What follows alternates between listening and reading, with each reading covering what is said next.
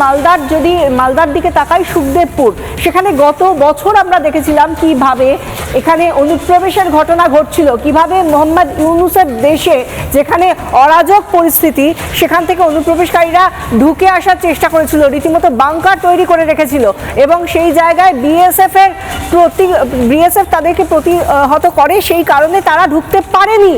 সেখানে সাধারণ মানুষ পর্যন্ত তারা বলছিল আমরা বিএসএফ এর সঙ্গে কাঁধে কাঁধ মিলিয়ে রয়েছি, আমরা অনুপ্রবেশকারীদের ঢুকতে দেব না। কিন্তু এটা তো তাদের কাজ হতে পারে না। একটা মিনিমাম কাঁটাতার যদি না থাকে, তার প্রাথমিক প্রতিরোধ কি করে সম্ভব? এই নিয়ে এখনো পর্যন্ত, এই সুখদেবপুরের ঘটনার পরে এখনো পর্যন্ত সেখানে কোনো কাঁটাতার বসানো হয়নি।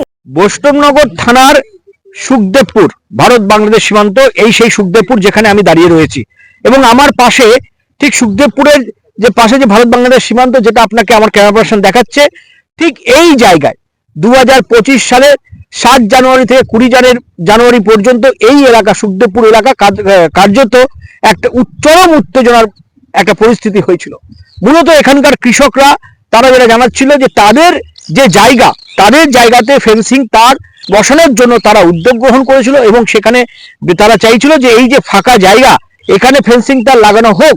কিন্তু সেই ক্ষেত্রে তৎকালীন বর্তমান ইউনিশ সরকার, তার যেটা গ্রামবাসীরা অভিযোগ করছেন, কৃষকরা অভিযোগ করছেন, সেখানে এই ফেন্সিং তার লাগাতে দেয়নি এবং সেই ক্ষেত্রে এখনো পর্যন্ত এই এলাকাতে ফেন্সিং তার নেই এবং তারা রাজ্য সরকারকেও দোষারোপ করেছেন। রাজ্য সরকারও কিন্তু এই বিষয়ে উদাসীনতার মধ্যেই রয়েছেন, তারাও কিন্তু এই বিষয়ে কোনো গুরুত্ব ভূমিকা নিচ্ছেন না এবং বিগত দিনে যত রকম জাল নোট থেকে শুরু করে গরু পাচার থেকে একমাত্র এই পথ, অর্থাৎ এই সুখদেবপুরকে অবলম্বন করত, এই সুখদেবপুরকে কার্যত তারা এই পথ দিয়েই এই সমস্ত গরু পাচার, জাল নোটকারী, অপরাধমূলক কাজকর্ম বাংলাদেশ থেকে দুষ্কৃতীরা যারা আসতো, তারা এই পথকেই তারা বেছে নিত, এই সুখদেবপুর ভারত বাংলাদেশ সীমান্ত।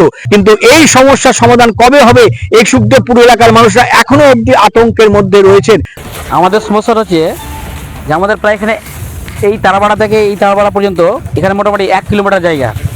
এই জায়গাটিতে যে ফেন্সিংয়ের কাজ প্রথমত শুরু হয়েছে 2024 সালের দিকে শুরু হয়েছিল, বাঁধের মাটি ফেলা হয়েছিল। তারপর 2025-এর শুরুর দিকে বাংলাদেশ সরকার, ইউনিসেফ সরকার এই তারপাড়া ফেন্সিংটাকে আটকিয়ে দিয়েছে।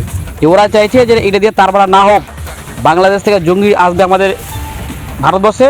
আর আমাদের যে রাজ্যের মুখ্যমন্ত্রী মমতা বন্দ্যোপাধ্যায়, ওদের সাথে একটু সম্পর্ক আছে।